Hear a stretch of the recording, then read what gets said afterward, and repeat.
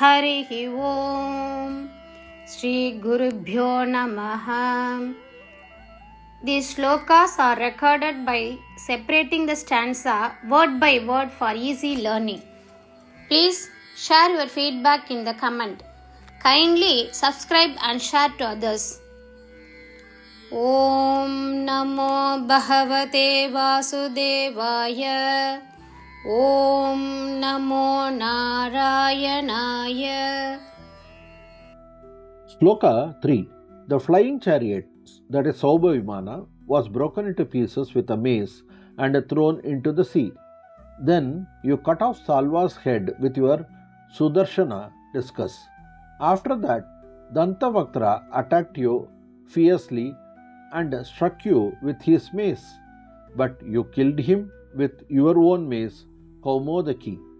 He, like Shishupala and others, was fortunate to attain union with you. The purpose of this incarnation of yours was to grant liberation to all those who had long kept their minds fixed on you. 3. பறக்கும் ரதமான சௌபம் கதாயுதத்தால் உடைக்கப்பட்டு கடலில் வீசப்பட்டது. பின்னர் உங்களின் சுதர்சன சக்கரத்தால் சால்வனின் தலையை துண்டித்தீர்கள். அதன் பிறகு தந்தபக்திரன் உங்களை மூர்க்கமாக தாக்கி தனது கதாயுதத்தால் உங்களை தாக்கினான். ஆனால் நீங்கள் உங்களின் சொந்த கதாயுதமான கௌமோதகியால் அவனை கொன்றீர்கள். சிசுபாலன் மற்றும் பிறரைப் போலவே அவனும் உன்னுடன் ஐக்கியம் அடையும் பாக்கியத்தை பெற்றான். நீண்ட காலமாக தங்கள் மனதை உங்களின் மீது நிலைநிறுத்தியிருந்த அனைவருக்கும் முக்தி அளிப்பதே உங்களின் இந்த അവതാരത്തിൻ നോക്കം. ശ്ലോകം 3. പറക്കുന്ന രഥമായ സൗഭയെ ഒരു ഗദ ഉപയോഗിച്ച് തകർത്ത് കടലിലേക്ക് എറിഞ്ഞു. പിന്നെ അങ്ങ് സുദർശന ചക്രം ഉപയോഗിച്ച് സാൽവന്റെ തല വെട്ടിക്കളഞ്ഞു. അതിനുശേഷം ദന്തവക്ത്രൻ അങ്ങയെ കഠിനമായി ആക്രമിക്കുകയും തന്റെ ഗദ ഉപയോഗിച്ച് അടിക്കുകയും ചെയ്തു. എന്നാൽ അങ്ങയുടെ സ്വന്തം ഗദയായ കൗമോദകി ഉപയോഗിച്ച് അങ്ങ് അവനെ കൊന്നു. ശിശുപാലനെയും മറ്റുള്ളവരെയും പോലെ അദ്ദേഹത്തിനും അങ്ങയിൽ ഐക്യം പ്രാപിക്കാൻ ഭാഗ്യമുണ്ടായിരുന്നു. അങ്ങയുടെ ഈ അവതാരത്തിന്റെ ഉദ്ദേശം വളരെ കാലമായി അങ്ങയിൽ മനസ്സുറപ്പിച്ചിരുന്ന എല്ലാവർക്കും മോചനം നൽകുക എന്നതായിരുന്നു. ശ്രീമദ് നാരായണീയം ദശകം 86 ശ്ലോക 3. ക്ഷിപ്ത്വാ സൗഭം ക്ഷിപ്ത്വാ സൗഭം ക്ഷിപ്ത്വാ സൗഭം ഗദാ ചൂർണിതം ഗദാ ചൂർണിതം ഗദാ ചൂർണിതം ഉദകനിധൗ മങ്ക്ഷു ഉദകനിധൗ മങ്ക്ഷു ഉദകനിധൗ മങ്ക്ഷു സാൽവേ അപി ചക്രേണ സാൽവേപി ചക്രേണ സാൽവേപി ചക്രേണ ക്ഷിപ്ത്വാ സൗഭം ഗദാ ചൂർണിതമുദകനിധൗ മങ്ക്ഷു സാൽവേപി ചക്രേണ ക്ഷിപ്ത്വാ സൗഭം ഗദാ ചൂർണിതമുദകനിധൗ മങ്ക്ഷു സാൽവേപി ചക്രേണ ക്ഷിപ്ത്വാ സൗഭം ഗദാ ചൂർണിതമുദകനിധൗ മങ്ക്ഷു സാൽവേപി ചക്രേണ ഉത്കൃക്തേ ദന്തവക്ത്രഃ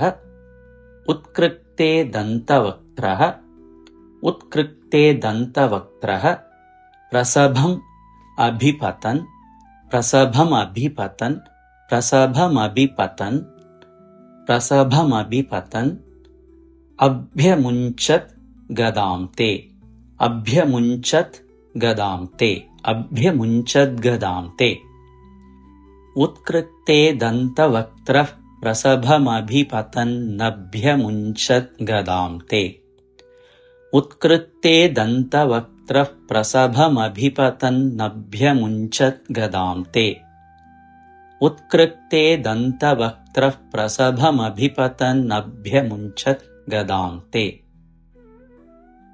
ക്ഷിപ്ത്വാ സൗഭം ഗദാ ചൂർണിതമുദകനിധൗ മങ്ക്ഷു സാൽവേക ചക്രേണോകൃക്തേ ദന്തവക്ത്രഃ പ്രസഭമഭിപതൻ അഭ്യമുഞ്ചത് ഗദാം തേ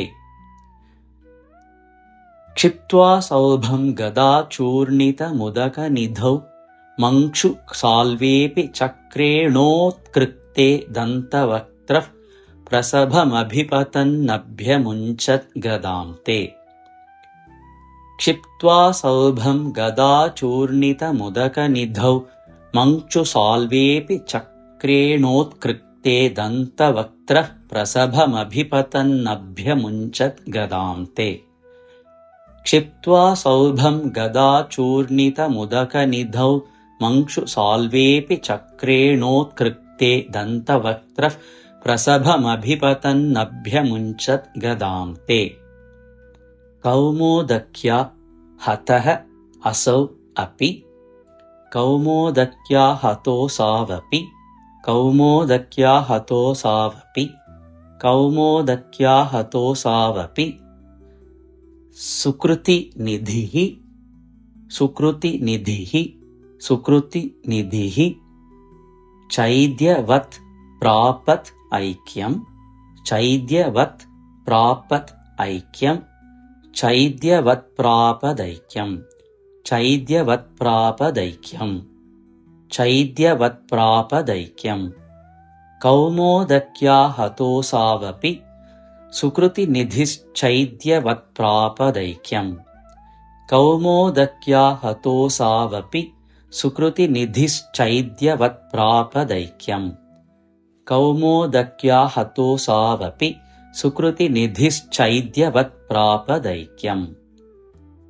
सर्वेषाम् एष सर्वेषामेष सर्वेषामेष पूर्वं त्वयि धृतमनसां पूर्वं त्वयि धृतमनसां पूर्वं त्वयि धृतमनसां मोक्षण अर्थः अवतारः मोक्षण अर्थः अवतारः मोक्षणार्थोऽवतारः मोक्षणार्थोऽवतारः मोक्षणार्थोऽवतारः सर्वेषामेष पूर्वं त्वयि धृतमनसां मोक्षणार्थोऽवतारः सर्वेषामेष पूर्वं त्वयि धृतमनसां मोक्षणार्थोऽवतारः सर्वेषामेष पूर्वं त्वयि धृतमनसां मोक्षणार्थोऽवतारः कौमोदक्या हतोऽसावपि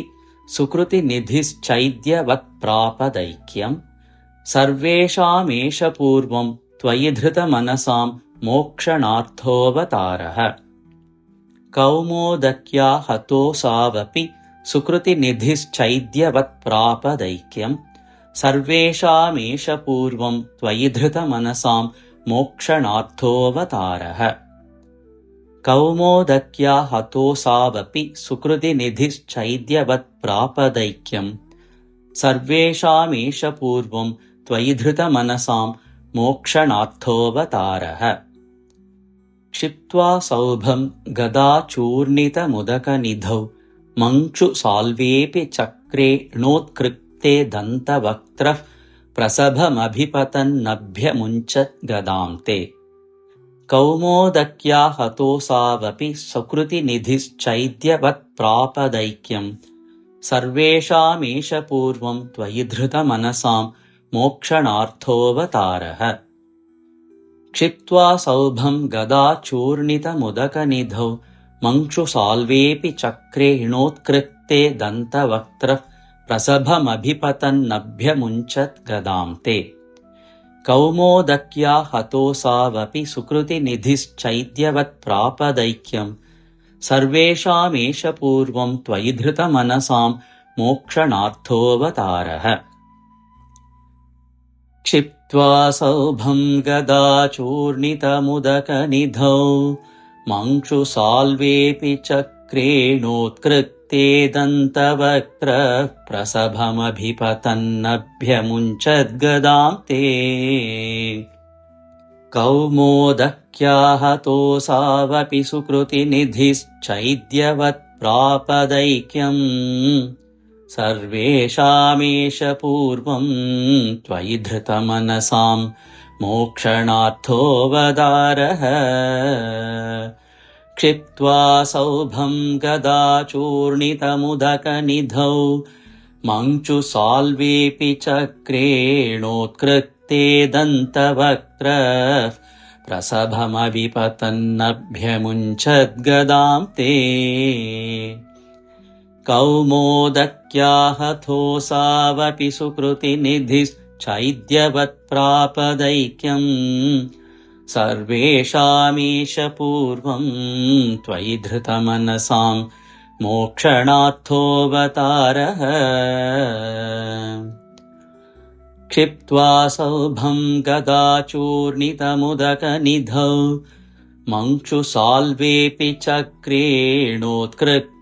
दन्तवक्त्रः प्रसभमभिपतन्मभ्यमुञ्चद्गतां ते कौमोदक्याहतोऽसावपि सुकृतिनिधिश्चैद्यवत्प्रापदैक्यम् सर्वेषामीश पूर्वं त्वयि धृतमनसां मोक्षणार्थोऽवतारः क्षिप्त्वा सौभं गदाचूर्णितमुदकनिधौ मञ्चुसाल्वेऽपि चक्रेणोत्कृत्ते दन्तवक्त्रः प्रसभमभिपतन्नभ्यमुञ्चद्गदां ते कौमोदक्याहतोऽसावपि सुकृतनिधिश्चैद्यवत्प्रापदैक्यम् सर्वेषामीश पूर्वं त्वयि धृतमनसां मोक्षणार्थोऽवतारः